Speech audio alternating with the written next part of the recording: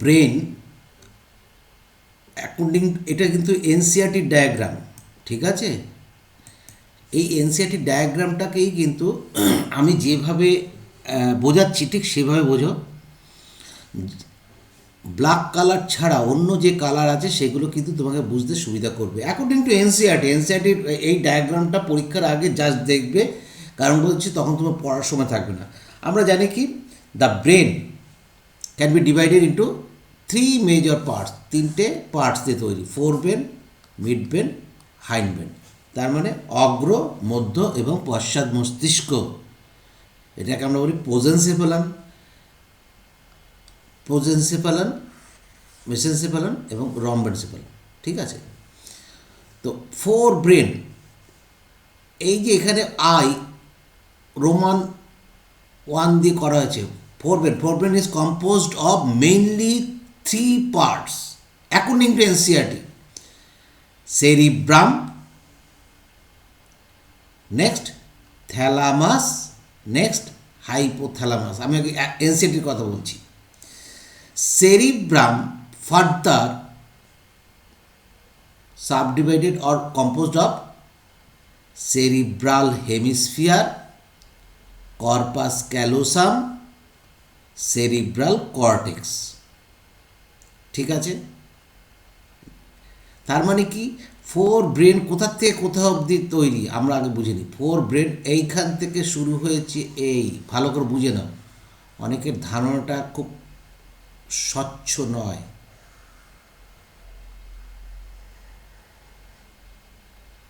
টোটালটা হচ্ছে four brain, ঠিক আছে? এই এরিয়াটা হচ্ছে ফোর ব্রেন। তো four brain made up of mainly cerebrum. Cerebrum আবার কি না, ডিপ ক্লিপ দিয়ে দুটো ফিচারে ভাগ করা হয়েছে, cerebral hemisphere, right and left. এই রাইট অ্যান্ড লেফট এটা আবার কমিশিওর, মেইনলি সবচেয়ে বড় কমিশিওর কর্পাস ক্যালোসাম দ্বারা যুক্ত থাকে, এবং বাইরের দিকের যে কোষের স্তর থাকে তাকে বলা হয় সেরিব্রাল কর্টেক্স। এই তিনটে অংশ কার আন্ডারে? সেরিব্রামের আন্ডারে। ভালো করে বুঝে নাও, কারণ এখানে দেখো রোমান ওয়ানের ওয়ান, তার আন্ডারে এ বি সি। ক্লিয়ার হয়েছে? এইটুকু বোঝা মনে হচ্ছে কমপ্লিট হয়েছে। বেশি পড়তে যাবে না, এখান থেকে বাইরের থেকে আসবে না। শুধু কি এই সেরিব্রাল কর্টেক্স এখানে কিন্তু আছে কীরকম, সেরিব্রাল কর্টেক্স বাইরে এরকম থাকে, সেরিব্রাল কর্টেক্সের ঠিক ওপরে থাকে কে না, পিয়া ম্যাটার।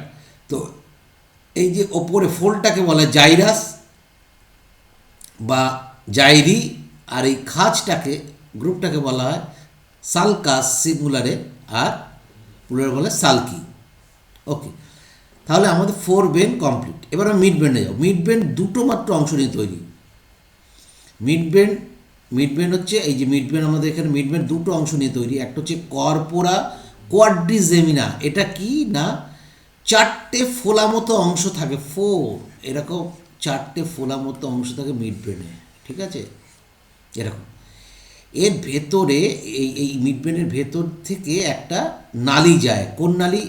যেটাকে বলি আমরা সেরিব্রাল অ্যাকুইডাক্ট। সেরিব্রাল অ্যাকুইডাক্ট কাদের মধ্যে যুক্ত করেছে না, থার্ড আর ফোর্থ ব্রেন ভেন্ট্রিকল। থার্ড এবং ফোর্থ ভেন্ট্রিকলের মাঝখানে যে সরু নালিটা, তাকেই বলা হয় হচ্ছে সেরিব্রাল অ্যাকুইডাক্ট, বা একে সিলভিয়াসও বলা হয়, সেটা পরে আসছি, আর অনেক যে নাম আছে। আগে এইটা ভালো করে বোঝো, ভাগগুলো নিয়ে তোমাদের সংশয় থাকে। তাহলে ফোর ব্রেন মিড ব্রেন হয়ে গেল। এবার হাইন্ড ব্রেনটা একটা পিকুলিয়ার জায়গা নিয়ে তৈরি, তার সঙ্গে আমরা ঢুকাবো কি না, মূলত পন্স এবং এই মেডুলা অংশ, আর এপাশে যে পড়ে রইল এই অংশটা সেরিবেলাম, লিটিল ব্রেন বলা হয়। এই তিনটে অংশ নিয়ে হচ্ছে হাইন্ড ব্রেন। তাহলে হাইন্ড ব্রেন পরে আমি কাজ কী আমি পরপর বোঝাবো, আগে পজিশনটা ভালো করে বোঝো। এখানে কিন্তু পরপর যে লেবেলিংগুলো আছে, four brain, mid brain, hind brain, four brain মেটাবো বলে দিয়েছি। এই মিড ব্রেনের এখানে জায়গা নেই বলে এখানে আমি মিড ব্রেনটাকে নিয়ে এসেছি আবার, যে কর্পোরা কর্টিজেমিনা আর হচ্ছে সেরিব্রাল তোমার হচ্ছে অ্যাকুইডাক্ট। আর হাইড ব্রেন হচ্ছে পন্স, তারপরে হচ্ছে মেডুলা, এবং এপাশে চলে এসছে লঘু মস্তিষ্ক পার্ট। লঘু মস্তিষ্কর যেটা পার্ট সেটা হচ্ছে সেরিবেলাম। তাহলে লঘু মস্তিষ্কর আরেকটা পার্ট হচ্ছে সেরিবেলাম। এই তিনটে গেল। এইটুকু অবধি আমাদের বুঝতে করার কোনো অসুবিধা যদি না থাকে, এবার পরেরটা বলবো। এর সঙ্গে আছে ব্রেন স্টেম। ব্রেন স্টেমের মধ্যে কিন্তু দুটো পার্ট ঢুকে যাচ্ছে হাইন্ড ব্রেনের আর মিড ব্রেন। তার মানে এই হচ্ছে মিড ব্রেন। মিড ব্রেনটা কোনটা আমরা জানি না, এই অংশটা হচ্ছে মিড ব্রেন। এই মিড ব্রেন, সরি এটা না, এই যে হচ্ছে মিড ব্রেন। এই এখান থেকে শুরু করে এই হচ্ছে মিড ব্রেন। এই মিড ব্রেনটা ধরে সঙ্গে আমি কী নেব না, পন্সকে নেব আর হচ্ছে মেডুলাকে নেব। এই অংশটুকু, এই যেটুকু জায়গা আমি দিচ্ছি, এই জায়গাটাকেই বলা হচ্ছে কি না ব্রেন স্টেম, মস্তিষ্কের বৃন্ত। কোশ্চেন পরে বাবা, সেই জন্য মনে রাখতে হবে ব্রেন স্টেম কী কী নিয়ে তৈরি। মেইনলি থাকবে কি মিড ব্রেনটা পুরোটাই থাকবে। তারপরে আমি যদি আলাদা করে বলি তাহলে কর্পোরা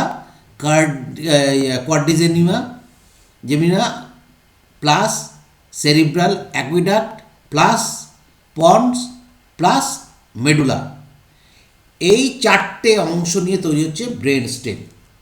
আর তাছাড়া তুমি বলতে পারো কি মিড ব্রেন আর হাইড ব্রেন থেকে দুটো পার্ট, পন্স এবং মেডুলা। সেরিব্রামটা সেখানে বাদ যাচ্ছে। এবং মেডুলার পরবর্তী অংশ কি স্পাইনাল কর্ড। ঠিক আছে, এই হচ্ছে অংশ আমাদের ব্রেনের। এভাবেই আমাদের বেশি বিস্তৃত পড়তে গেলে আমার অন্য যে স্লাইড আছে বাংলা ভার্সনে পড়ানোর, সেই স্লাইডে আমার যে ইংলিশ ভার্সনে করা আছে সেগুলো তোমাদের দেখতে হবে। অত জানার দরকার নেই এখানে, যার জন্য আমি দিইনি।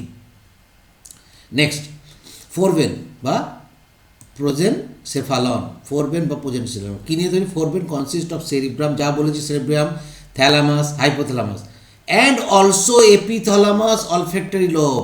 চলে যাও এখানে, এই যে এপিথ্যালামাসকে এই জন্য এখানে ঢুকিয়েছি।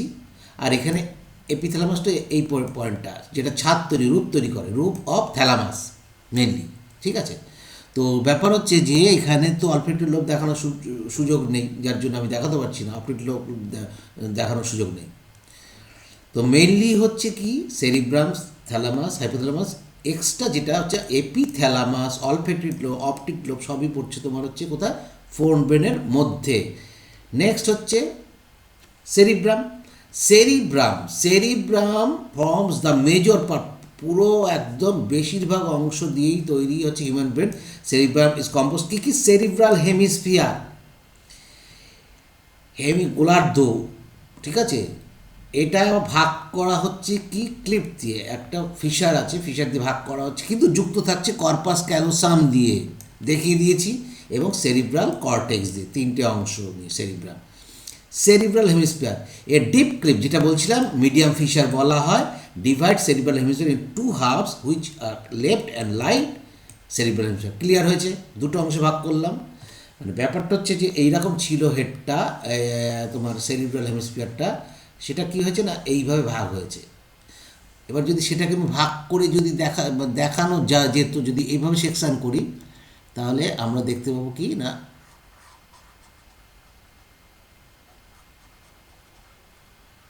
আমরা সাইডে যদি সেকশান করি এরকম ভাগ দেখতে পাবো।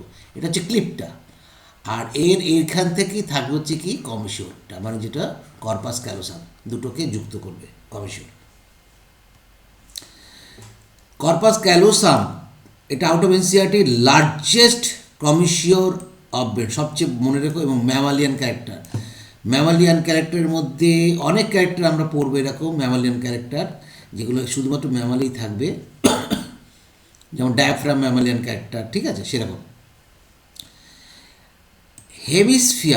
Right and left are connected by a track of nerve, তাহলে track of nerve is called কী বলছে, কর্পাস ক্যালোসাম। ক্লিয়ার হলো? Next cerebral cortex. Cerebral cortex কি না, এই যে ব্রেনের বাইরের দিকে যে লেয়ার থাকে সেগুলো এরকম সেলের লেয়ার, মনে করো এইভাবে আছে, ঠিক আছে? তো এর layer, cells of layers cover cerebral হেমিস্ফিয়ারকে কভার করে রাখছে।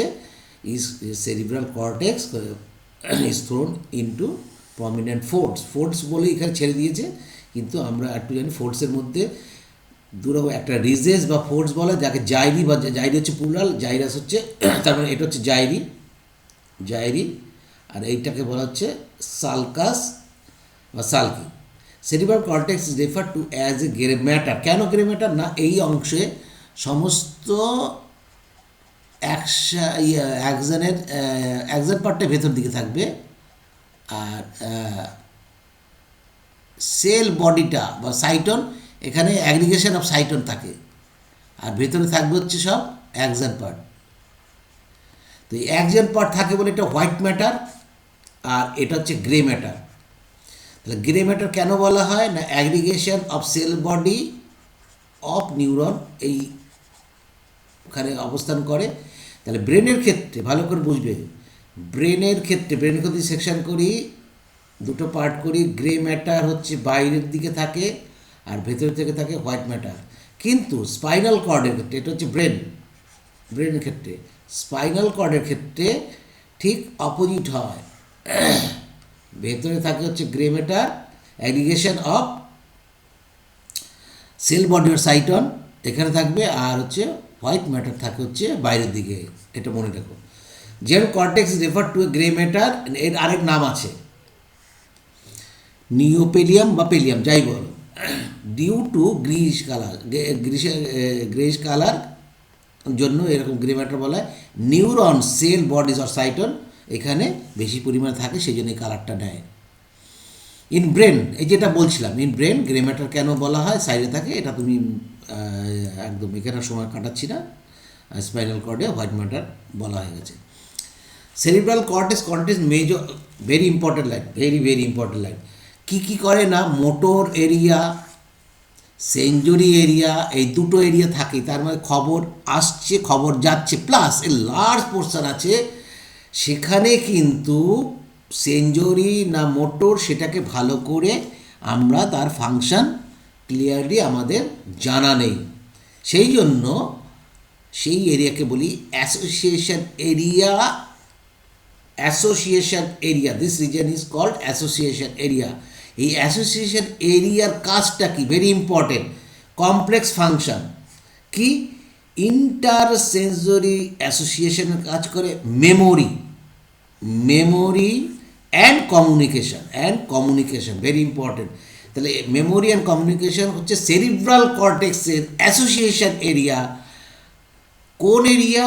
The area function properly unknown, আমরা ঠিক মতো জানি না। নেক্সট হচ্ছে ফাইব্রাস, এনসিআরটি বলছে ফাইবার্স অফ দ্য ট্র্যাক। কোন ট্র্যাকের? না যে ট্র্যাকগুলো হচ্ছে নিউরন, সেই ট্র্যাকটার ফাইবারের অংশ। এই হচ্ছে তোমার মনে করো এত ভাষা প্রয়োগ করে এনসিআরটি, যাতে তোমাদের বুঝতে অসুবিধা হয়। আমি জানি অনেকেই এই জায়গাটা পড়ে হয়তো বুঝতে পারোনি। এই যে নিউরনটার, এটা হচ্ছে সেল বডি, তাহলে এটা ট্র্যাক, এটা হচ্ছে ফাইবার বলতে আমরা নার্ভ ফাইবারের কথা এখানে অ্যাট্রাক্ট করেছি, কিন্তু মেইনলি হচ্ছে অ্যাক্সন। তাহলে fibre of the track are covered with myelin sheath. দেখো আমরা জানি পেরিফেরাল নার্ভাস সিস্টেমে মায়োলিন সিথ কভার করে কে? Schwann sell. এটা তো আমরা সেন্ট্রাল নার্ভাস সিস্টেম পাচ্ছি, তো সেন্ট্রাল নার্ভাস সিস্টেমে মায়োলিন সিথ কভার করছে কে? করবে অলিগোডেন্ড্রোগ্লিয়া, আগের দিন বলেছিলাম। মায়োলিন সিথ দিয়ে কভার করছে which constitute the inner part of cerebral hemisphere. এই যে ইনার পার্ট করেছে, তাহলে এই জায়গাটা কভার করেছে কি? আউটার পার্ট, যেটা হচ্ছে কর্টেক্সের মধ্যে আছে, ঠিক আছে, কর্টেক্সের মধ্যে। তাহলে এই সেরিব্রালের ভেতরের পার্টটা এটা হচ্ছে আউটার পার্ট, এটা হয়ে গেছে grey matter. This is grey matter, এটা গ্রে ম্যাটার। তাহলে এটা হচ্ছে হোয়াইট ম্যাটার, এটা হচ্ছে ইনার পার্ট। ইনার পার্টে শুধু কী পড়ে রইল না এরকম ট্রাক্স এক ফাইবার বা অ্যাক্সনগুলো পড়ে রইল হেমিস্ফিয়ার। দে গিভ কীরকম না অনেকটা opaque white appearance to the layer and hence is called white matter. Clear হয়েছে? নিশ্চয়ই ক্লিয়ার হয়ে গেছে, এখানে এত কিছু বোঝানোর নেই আর। নেক্সট হচ্ছে থ্যালামাস। থ্যালামাস আমরা জানি, এর পরেও আমরা দেখবো হাইপোথ্যালামাস। থ্যালামাসের মূল কাজ হচ্ছে রিলে সেন্টার হিসেবে কাজ করে।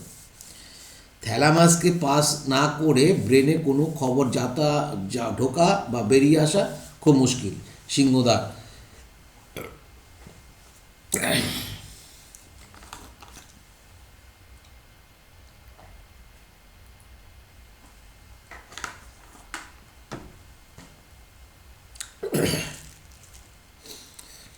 সেরিব্রাল সেরিব্রাম র্যাপস অ্যারাউন্ড, মানে এই একটা জায়গা আছে, এরকম একটা জায়গা আছে যেখানে সেরিব্রাল হেমিস্ফিয়ার তাকে চারদিক দিয়ে আটকে দিয়েছে। সেরিব্রাল এরকম কভার করেছে, যাকে বলছি আমরা থ্যালামাস। এই থ্যালামাসের তিনটে part, epithalamus, thalamus and hypothalamus. তো এটাই হচ্ছে wrap around a structure called thalamus which is a major coordinating centre for sensory and motor সিগন্যালের মেইন যে কোঅর্ডিনেশন করা হবে কার মাধ্যমে করা হবে? থ্যালামাসের মাধ্যমে করা হবে। নেক্সট হচ্ছে হাইপোথ্যালামাস। এ কী করে না দেহের হোমিওস্টেসিস এবং দেহকে বিভিন্ন নার্ভের দিক দিয়ে রেগুলেশন মেনটেন করে। সে কে না, এই কথাগুলো বলছি, এগুলো কিন্তু এনসিটির বাইরে, কিন্তু এই নলেজটা তোমাকে রাখতে হবে। Hypothalamus lies at the base, নিচের দিকে থাকে, তাহলে ওপর দিকে থাকবে হচ্ছে epithalamus. Hypothalamus contain the number of centres. আমরা জানবো এই হাইপোথ্যালামাস সম্বন্ধে আমরা পরের চ্যাপ্টারে ভালো করে আমরা পড়বো। হাইপোথ্যালামাস হচ্ছে সেখানে বিভিন্ন সিক্রেটারি সেলস থাকে, নিউরোসেক্রেটারি সেল থাকে, সেগুলোও পড়বো। তারা হরমোন সিক্রেশন করে সেটা আমরা জানি, অক্সিটোসিন, তারপরে এডিএইচ, এগুলো জানবো। এখানে তো অত কিছু ঢুকবো না। Hypothalamus consist number of centres which control body temperature, very important, পড়েওছে কয়েকবার। বডি টেম্পারেচার কন্ট্রোল করার সময় এবার তোমাকে প্রশ্ন করে, একটি ছেলে দৌড়চ্ছে, তার বডিতে হিট হচ্ছে, এই হিটটাকে কন্ট্রোল করবে ব্রেনের কোন পার্ট? অ্যান্সার হচ্ছে হাইপোথ্যালামাস। জ্বর হয়েছে, টেম্পারেচার বাড়ছে, কন্ট্রোল করবে কোন পার্ট? হাইপোথ্যালামাস। ঠান্ডায় বাইরে প্রচণ্ড ঠান্ডা লেগেছে, কন্ট্রোল করবে কোন ব্রেনের কোন part? Hypothalamus. Urge of eating, খাওয়ার চাহিদা এবং ড্রিঙ্কিং করার জন্য হাইপোথ্যালামাস ভেরি ইম্পর্টেন্ট। আমরা পড়েছি তো, ইয়েতেই পড়েছি তোমার এক্সক্রিশনে, তাই না? এক্সক্রিশনে আমরা পড়েছি যে জলের চাহিদাকে হাইপোথ্যালামাস কীভাবে করে। Hypothalamus also content several groups of neurosecretory cells. ঠিক আছে, neurosecretory cells secrete hormones secrete করবে, তাহলে এগুলোকে বলা হয় neurohormones. That is hypothalamic, mainly যেহেতু হাইপোথ্যালামাস দিয়ে তৈরি হয় সেই জন্য হাইপোথ্যালমিক হরমোনস, অক্সিটোসিন এবং এডিএইচ। এখানে যেটা বলা ডায়েনসেফালন হচ্ছে, ডায়েনসেফালন পার্ট অফ কার না ফোর ব্রেনের, যেটা হচ্ছে থ্যালামাস এবং হাইপোথ্যালামাস সহযোগে গঠিত। ঠিক আছে, এটা এক্সট্রা একটু জেনে রাখা ভালো, কোশ্চেন পড়েছিল তাই দিয়ে দিয়েছি। Diencephalon consist of thalamus and hypothalamus.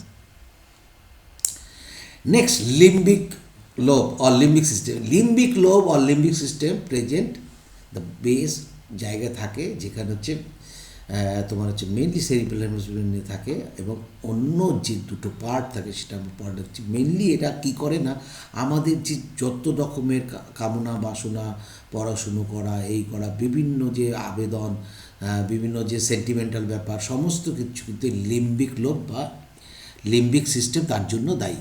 Okay, the inner part, ভালো করে বুঝে নাও, the inner part of cerebral hemisphere. তাহলে কি, সেরিব্রাল কর্টেক্সটা বাদ গেল। The inner part of cerebral hemisphere, inner part cerebral hemisphere, inner parts cerebral hemisphere. ঠিক আছে, নেব।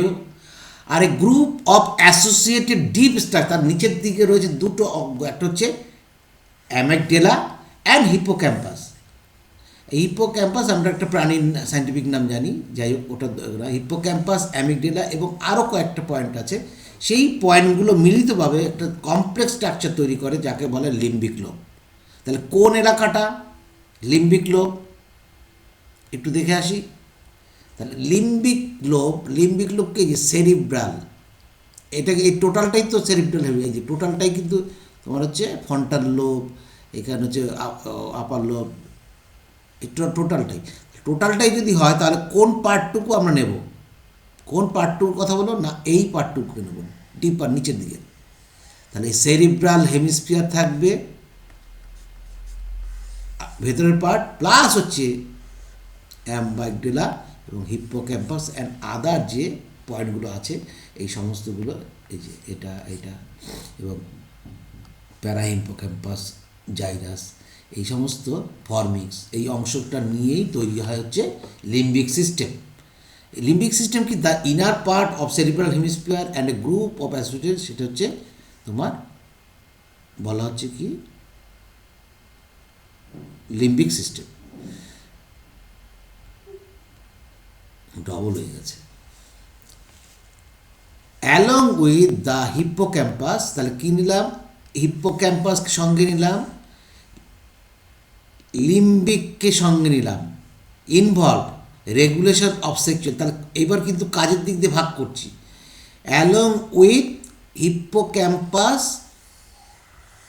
সরি হাইপোথ্যালামাস অ্যান্ড লিম্বক, মানে আমরা এবার কিন্তু আরেকটু পার্ট নিলাম, কী নিলাম না, হাইপোথ্যালামাসকে নিলাম এবং লিম্বিক সিস্টেমকে নিলাম। লিম্বিক সিস্টেম আর বলেছি যে lower part of cerebral hemisphere, mainly cerebrum এবং তার সঙ্গে হচ্ছে দুটো হিপ্পোক্যাম্পাস এবং অ্যামিগডালা, এইটা ধরো মোট চারটে অংশ, হাইপোথ্যালামাস, লিম্বিক সিস্টেম, তারা কী করে sexual behaviour of human being, expression of emotional reaction and motivation, তিনটে মেইন কাজ। কী কী?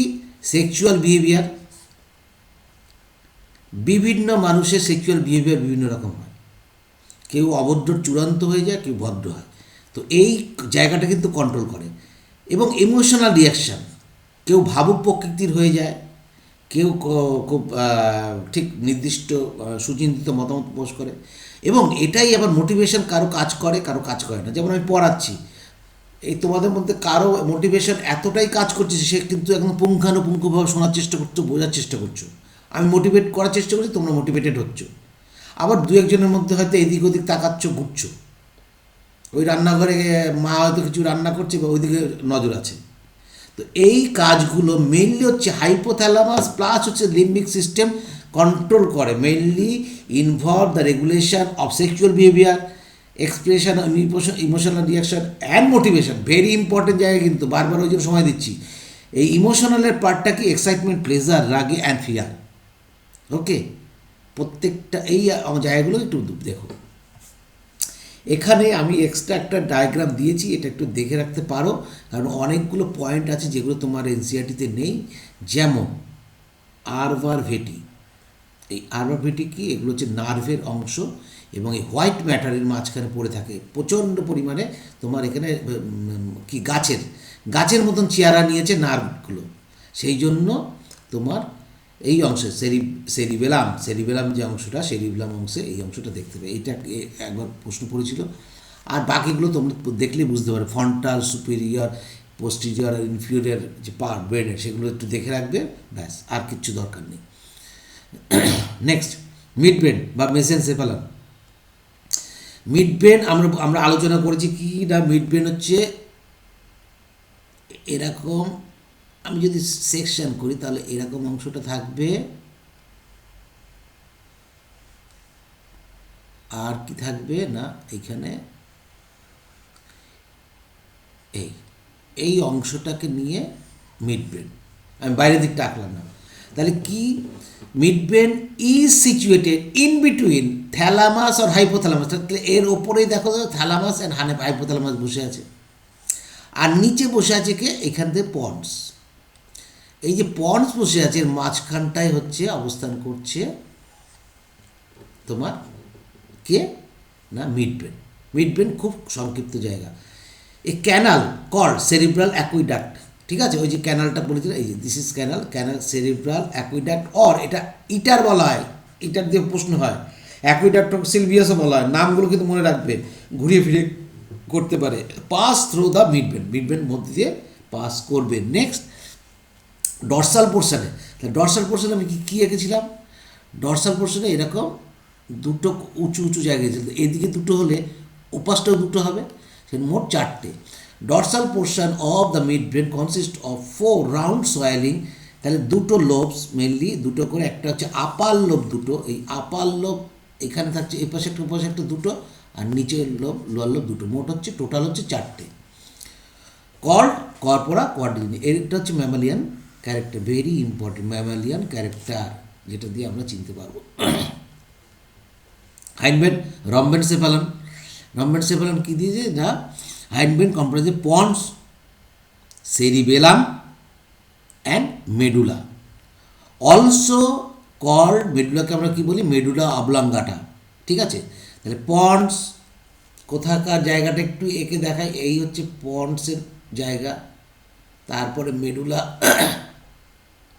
মেডুলা অবলম্বটা, তারপর থেকে নিউরোমেট, এই দিকটা রাখছি না, আর এইদিকে সেরিব্লামটা রয়েছে, এই অংশটা। তাহলে এটা পন্স, মেডুলা অবলঙ্গাটা, আর এটা হচ্ছে সেরিব্রাম, না কিন্তু সেরিবেলাম, সেরিব্লাম, এই পার্টটা নিয়ে আমাদের হাইনব্রেন তৈরি। পন্স হচ্ছে নিউমোটিক ট্যাক্সিক সেন্টার, আমরা যখন পড়েছিলাম মনে করে দেখো, রেসপিরেশন পড়েছিলাম, তখন এই নিউমোটেক্টিক সেন্টারের মাধ্যমেই কিন্তু আমাদের যে external intercostal muscle diaphragm contraction হয়েছিল এই পন্সের মাধ্যমে, তাহলে রেগুলেশন করবে কে না breathing. Pons consist of fibre tracts that interconnect in the region of brain, তাহলে ব্রেনের সঙ্গে যুক্ত। সেরিবেলাম মিন লিটিল সেরিব্রাম বলা হয়, তো এরা কাজ কি, conduction and regulation of voluntary muscle, cerebrum কাজ হচ্ছে voluntary muscle conduction and regulation করা, এটা আউট অফ এনসিআরটি বললাম। Cerebellum has very convoluted surface, মানে খুব প্যাঁচানো কোচানো সারফেস, যেটা দেখাচ্ছিলাম, in order to provide additional space for many more neurons, বা নিউরনের একটা ট্রি তৈরি করে ফেলে, ঠিক আছে। নেক্সট হচ্ছে মেডুলা, মেডুলা তাহলে কি, তার নিচের অংশ, পন্সের নিচের অংশ, মেডুলা কানেক্টেড স্পাইনাল কর্ডের সঙ্গে, তাহলে মেডুলা কোথায় না, ওপর হচ্ছে পন্স অংশ, তারপর হচ্ছে মেডুলা, আর তারপর হচ্ছে স্পাইনাল কর্ড, ঠিক আছে। তাহলে এই অংশটাকে আমরা বলছি মেডুলা, এই অংশটাকে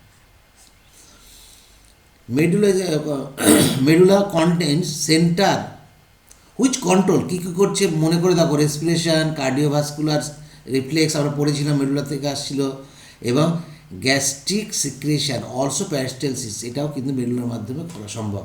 3 major regions make up brain stem, বারবার বলেছি প্রথমেই ডায়াগ্রাম দেখানোর সময়, সেটা হচ্ছে কি, mid brain, ponds and medulla, ঠিক আছে। বাদ চলে গেল কি, সেরিবেলামটাকে বাদ দেব, কারণ সেটা সাইডে চলে গেল। মিড ব্রেনের মধ্যে কি থাকলো, মিড ব্রেনের মধ্যে দুটো অংশ থাকলো, সেই দুটো অংশ প্লাস পন্স এবং মেডুলা, একে দেখেছি।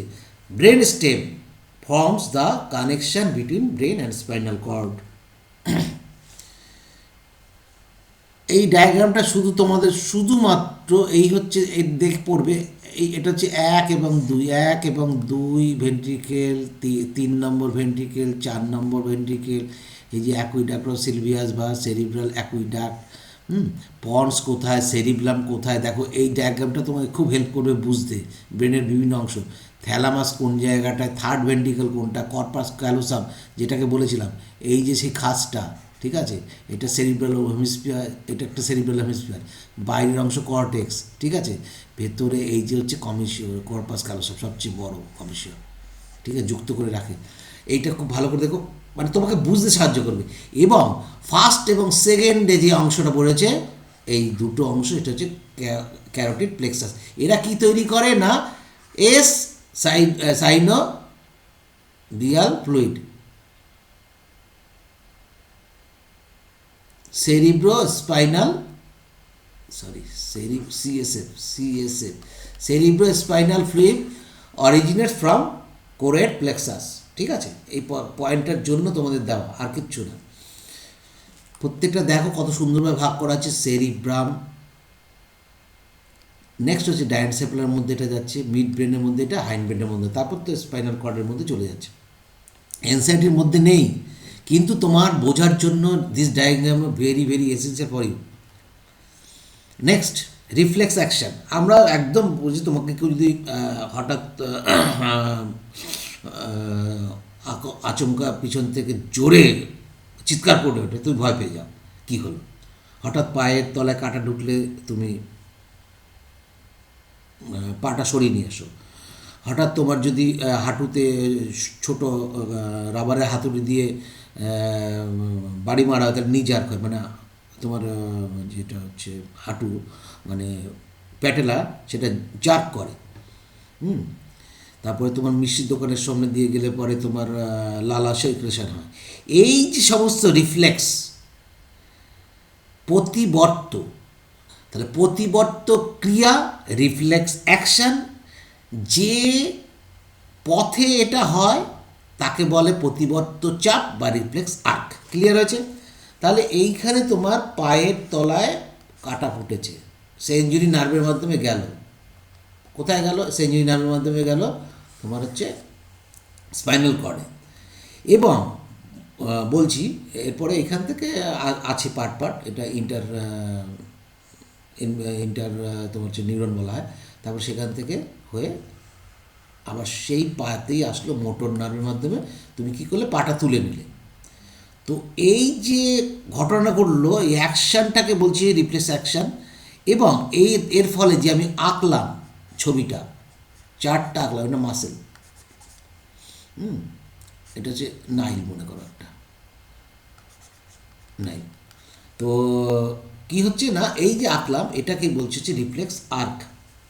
এটা খুব সোজা জিনিস। We have experience a sudden withdrawal of A body part when comes in contact with objects that are extremely hot গরম যদি হয়, কোল্ড, ঠিক আছে, তারপরে pointed or animals that are scary, মানে ফ্রাইটেন করে বা পয়জনাস যদি হয়, এগুলোর থেকে আমরা সঙ্গে সঙ্গে করি। রিফ্লেক্স অ্যাকশান যদি যাই হোক না, reflex action without help of brain ছাড়াই তৎক্ষণাৎ কাজটা করতে। যেমন একটা মশা তোমার কামড় দিয়েছে, তোমার এমনই হয়েছে যে মশাটা যদি তোমাকে পিন করার সঙ্গে সঙ্গে তোমার বাঁ হাতে যদি পড়ে, ডানাটা ঝাড়াস করে যাবে, গিয়ে মশাটাকে মারতে উদ্যোগী হবে, মানে তোমার ব্রেন অবধি খবর যাওয়ার প্রয়োজন বোধ করে না। This is called reflex action.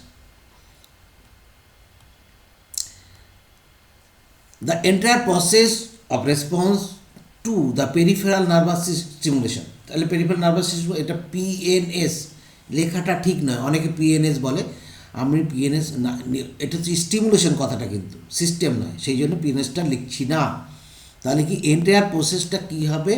Two A peripheral মানে কি পার্শ্ব, মানে একদম বাইরের দিকে stimulation that occurs involuntary, that is without conscious effort or thought, তোমার একদম চিন্তা শক্তি বা এসবের বাইরে, তারপরে ব্রেন ইউজ হচ্ছে না, ঘুরিয়ে ফিরিয়ে কিন্তু এনসিআরটি বলতে চাইছে। Requires the involvement of A part of central nervous system. Central nervous system কেন হলো তাহলে ব্রেন বাদে? হ্যাঁ, সেন্ট্রাল নার্ভাস সিস্টেমের দুটো পার্ট, ওয়ান পার্ট ব্রেন, আরেকটা পার্ট স্পাইনাল কর্ড। তাহলে স্পাইনাল কর্ডের মাধ্যমে এই কাজটা হচ্ছে, সেই জন্য spinal cord of central nervous system, সেই জন্য reflex action. Okay, reflex pathway comprises at least, কী বলেছি আমি যেমন লিখেছিলাম, অ্যাট লিস্ট ওয়ান অ্যাফারেন্ট বা সেঞ্জুরি। মানে কি এখানে বলছি কি অ্যাফারেন্ট মানে কি যে গ্রহণ করবে। এখানে কেন অ্যাফারেন্ট বললো? এখানে মনে করো পায়ে কাটা ফুটেছে, এখান থেকে খবর নিয়ে যাচ্ছে কোথায়? সেন্ট্রাল নার্ভাস সিস্টেমের মধ্যে, এদিকে যাচ্ছে বলেই এটাকে মেইন ধরে এটাকে অ্যাফারেন্ট বলা হচ্ছে বা সেঞ্জুরি নিউরন বলা হচ্ছে। আর এটা কে গ্রহণ করেছে? না, এখানে রিসেপ্টার ছিল, রিসেপ্টার যে ছিল, আমাদের অনেক রকম রিসেপ্টর আছে, তার মধ্যে আমরা ঢুকছি, নেই আমাদের সিলেবাসে। অতএব সেখান থেকে এবার কী করছে না, আর একটা অ্যাটলিস্ট হচ্ছে এফেক্টটা, তাহলে এটা হচ্ছে কী হবে না, ইফারেন্ট বা মোটর। তাই সেই জন্যই বলা হচ্ছে at least one afferent neuron receptor and one efferent effector or exciter neuron appropriately arranged in a series. তাহলে এটা সরাসরি কিন্তু মিনিমাম দুটোতেই কাজ হবে। কি কাজ হবে না, এইখান থেকে মনে করো এই তোমার নিউরনটা ছিল, ভালো করে বোঝো। এবার আমরা অনেক ধরনের নিউরন পড়ব, এই গেল, তাহলে এখানে এই ব্রাঞ্চ করেছে, ব্রাঞ্চ করলে এখান থেকে কী হচ্ছে না, এখান থেকে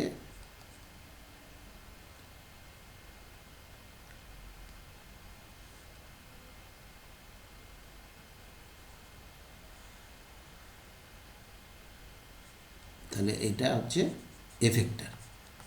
তাহলে এই একটা নিউরন, এটা হচ্ছে অ্যাফারেন্ট আর এটা হচ্ছে ইফারেন্ট, ঠিক আছে। তাহলে আটটা কী হলো না, এদিক দিয়ে গিয়ে এদিকে আসলো, এইভাবে হলো। Afferent neuron. The afferent neuron receives signal from a sensory organ. Okay, sensory organ যে কোনো কিছু হতে পারে। Transmit the impulse via a dorsal nerve root in central nervous system. Very very important at the level of spinal cord. খুব খুব important. Dorsal nerve root থাকবে spinal কর্ডে এবং এটা হচ্ছে পেরিফেরাল নার্ভাস সিস্টেমের পার্টে হয়ে যাবে, ভালো করে বোঝো। সেন্ট্রাল নার্ভাস সিস্টেমের রুট থেকে যেই বেরিয়ে আসবে তখন কিন্তু পেরিফেরাল নার্ভাস সিস্টেম চলে যাবে। এবার dorsal root of nerve into central nervous system কীভাবে হবে, আমি একটু ডায়াগ্রামটা দেখিয়ে নিই, তাহলে বুঝতে সুবিধা হবে, নাহলে আঁকতে গেলে সময় লাগবে বাবা। এই যে এটা হচ্ছে dorsal root, dorsal root of,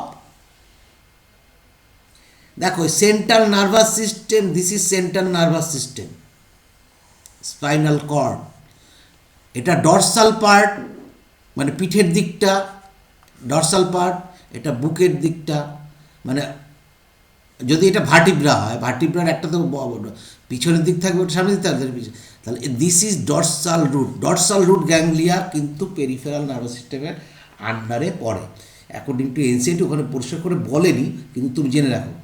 এবং এই যে আমরা তো জানি তো, নার্ভ যখনই বেরিয়ে যাচ্ছে, যত রকম নার্ভ আছে সবই হচ্ছে পেরিফেরাল নার্ভাস সিস্টেম, তাহলে এই তো নার্ভ তো মেইনলি। তো এই ডরসাল রুটে এখানে কিন্তু যে থাকে সিউডো ইউনিপোলার সেঞ্চুরি নিউরনটা হয় সিউডো ইউনিপোলার। সিউডো ইউনিপোলার বলতে কীরকম হবে, এখন যদি আমাকে একে বোঝাতে হয় তাহলে তো সময় নষ্ট হয়ে যাবে। দিস ইজ সিউডো ইউনিপোলার, মনে করে দেখো, সিউডো ইউনিপোলার হচ্ছে এরকম, পোল চিনতে পারছে, নকল পোল, তাহলে এখানে কিন্তু সিউডো ইউনিপোলার নার্ভ থাকবে, এটা মাথায় রাখবো। যাই হোক, আমি এইটা পড়াবো যখন, তখন আমি ঠিক করে পড়াবো, কিন্তু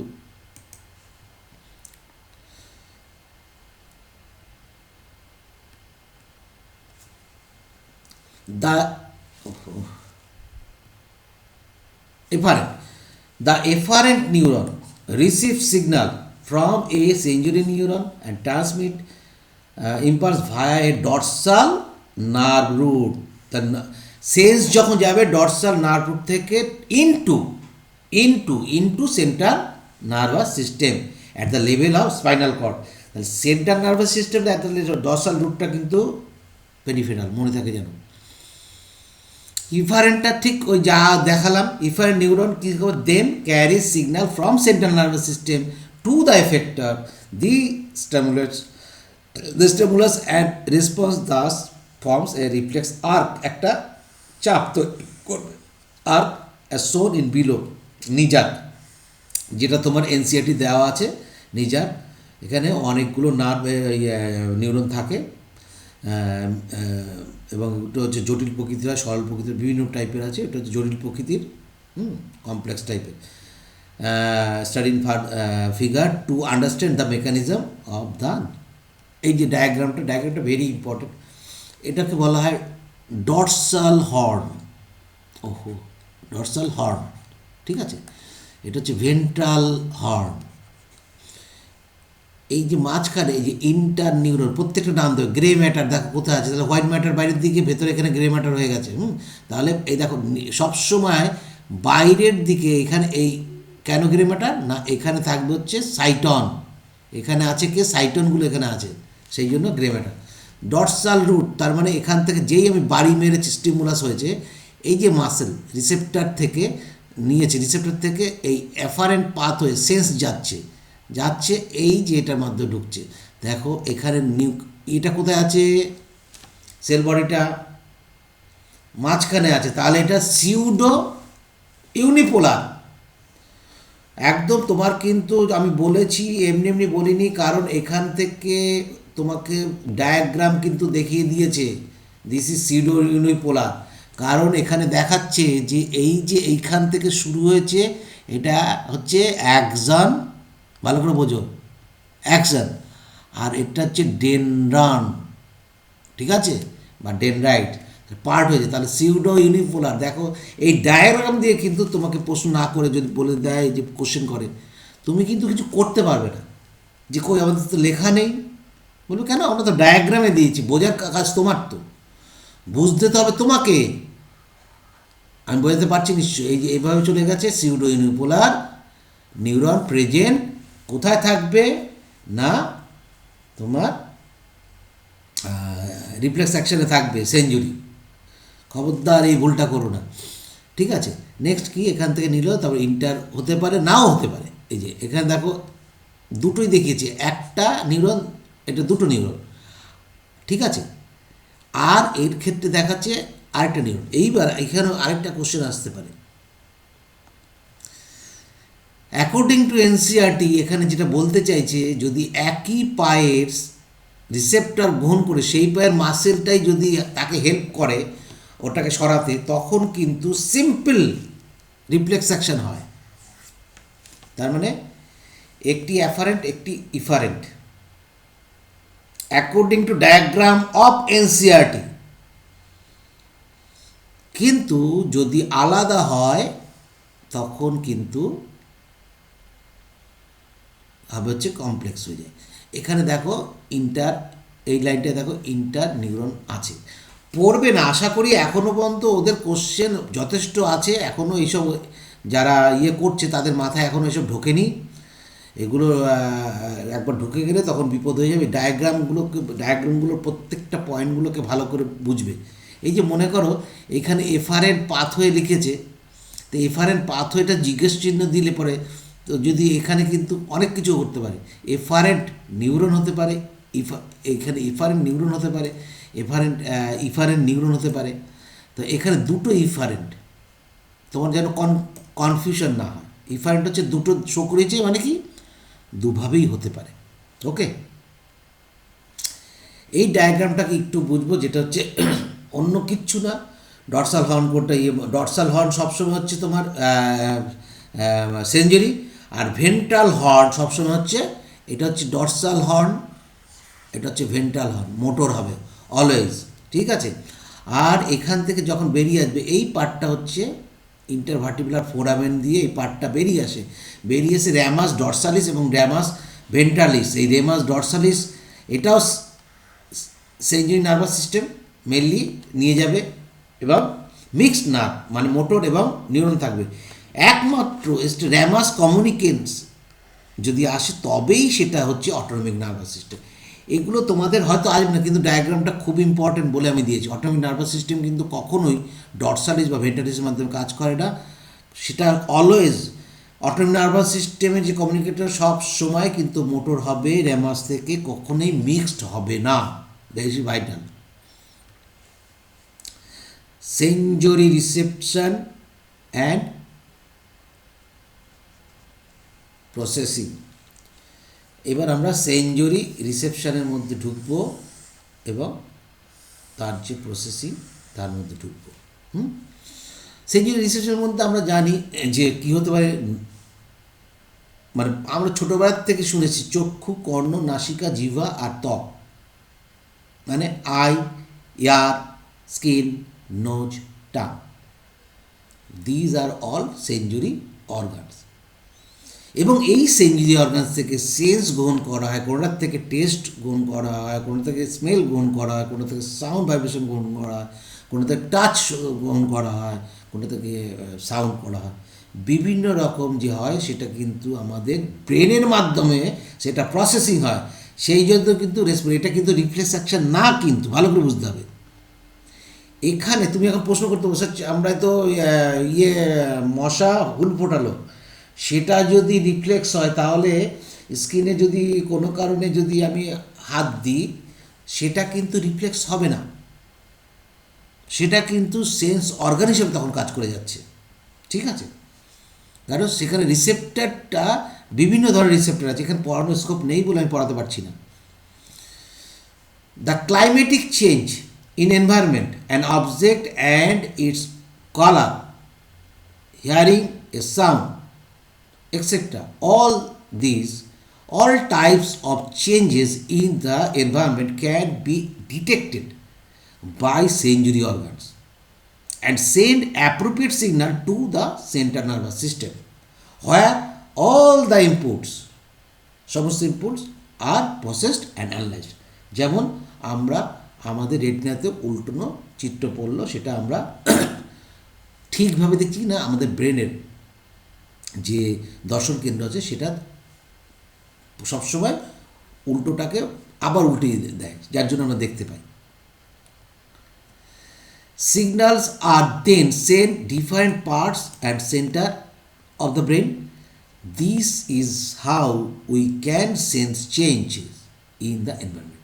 সেই জন্য আমরা বুঝতে পারি আমাদের যখনই ব্রেন, যেমন মনে করো তুমি কিছু দেখলে, যদি কোনো কিছু দেখো তুমি, তোমার ব্রেন যদি সেই জিনিসটা কোনো দিন আগে না দেখে থাকে তাহলে কিন্তু চিনতে পারবে না,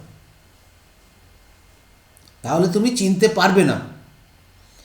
তার মানে টালি করা, যে ওখানে ম্যাচিং করা হয়, ম্যাচিং করে দিয়ে হ্যাঁ এটা মানুষ, এটা গাছ, এটা গরু, এটা এই। সেই জন্য আমরা বাঘ দেখলেই ভয় পাচ্ছি, কেন বিড়াল দেখলে পাচ্ছি না? কারণ আমার ব্রেনে কিন্তু বাঘের চিত্র একরকম করা আছে, বিড়ালের চিত্র একরকম করা আছে। সেই জন্য বলছি যে আমরা এই সেন্সটাকে চেঞ্জ করতে পারি, এনভায়রনমেন্ট যদি চেঞ্জ হয়ে যায় তাহলে আমরা সেটাকে চেঞ্জ করে নিতে পারি, কারণ sense changes. Sense organ, we smell things by our nose, taste by tongue, hear by ear, see objects by eye, আর touch by skin also। যাই হোক, এখানে নেই। নোজ অ্যান্ড টার্ন, নোজ অ্যান্ড টার্ন সম্পর্কে আমরা একটু সামান্য জেনে নিই। Nose contents mucus coated receptor, তাহলে এই জায়গাটা আমরা শুধু এইটাই জানবো, মিউকাস কোটেড রিসেপ্টর থাকে which are specialised for receiving sense of smell.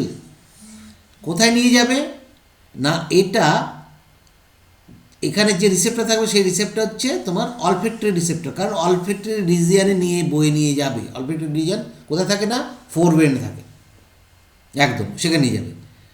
These are made up of olfactory epithelium, ভালো করে বোঝো। তাহলে এই যে অলফ্যাক্টরি এপিথেলিয়াম থাকবে নাকে, এই অলফ্যাক্টরি কনসিস্ট অফ, মানে এই যে অলফ্যাক্টরি রিসেপ্টরটা সেটা একটা এপিথেলিয়াম। এই এপিথেলিয়াম 3 কাইন্ডস অফ সেল, এইটুক বলে ক্ষান্ত করে দিয়েছে কিন্তু এনসিআরটি। কিন্তু তোমাকে একটু জানতে হবে, 3টে পার্ট হচ্ছে বেসাল সেল, সাপোর্টিং সেল আর অলফ্যাক্টরি রিসেপ্টর সেল। সেটা কীরকম দেখতে হয়? অলফ্যাক্টরি এপিথেলিয়াম, এই যে তোমার হচ্ছে basal cell, this is basal cell, ঠিক আছে। এবং এই যে এর বাইরে যেটা আছে এটা ল্যামিনা প্রোপিয়া, এই অংশটা ল্যামিনা প্রোপিয়া অংশটা, এবং এইখান থেকে অলফ্যাক্টরি নার্ভ বাইরে আছে, ঠিক আছে। এবং এটা সোজা বেরিয়ে আসবে, তাহলে এটা হচ্ছে বেসাল সেল, দেখতে পাচ্ছ কোনটা। আর হচ্ছে সাপোর্টিং সেল, সাপোর্টিং সেল কাদের সাপোর্ট করছে না, এই বেসাল সেলকে এবং আর এই অলফ্যাক্টরি রিসেপ্টর সেলকে সাপোর্ট করছে, সেই জন্য supporting cell. And odour smelling এর মধ্যে দিয়ে আসবে, সিলিয়া থাকে কিন্তু কার, অলফ্যাক্টরি তোমার হচ্ছে অলফ্যাক্টরি রিসেপ্টর সেলে থাকে।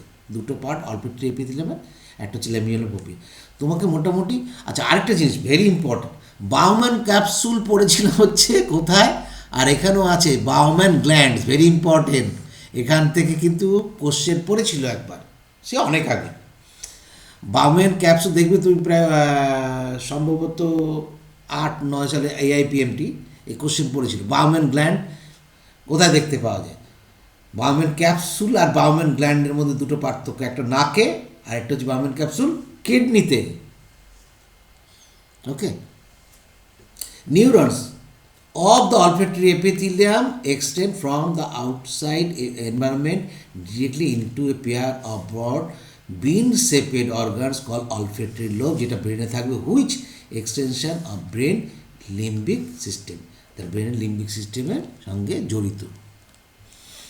বোথ নোজ অ্যান্ড টাংস কীভাবে করতে পারে না, ডিটেক্ট করতে পারে ডিজলভ কেমিক্যাল যদি ডিজলভ করতে পারি আমরা নাকে, এবং আমরা তো লালার মাধ্যমে ডিজলভ করি, এবং নাকেও কিন্তু আমাদের ওই জন্য ওখানে কি হয় না, ওয়াটারি সিক্রেশন হয়। ঠিক আছে,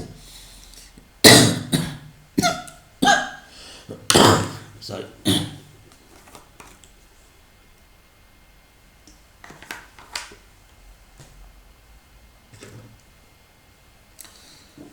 The chemical sense of the gustation taste and olfactory মানে smell are functionally similar and interrelated. সেই জন্য দেখবে কোনো কিছু গন্ধ পেলে যদি সেটা খাদ্যদ্রব্যের হয় আমাদের লালাক্ষরণ হয়, আর যদি সেটা দুর্গন্ধ হয় সঙ্গে সঙ্গে আমরা নাকে চাপা দিই। সেই জন্য এটা কিন্তু interrelated, smell and test.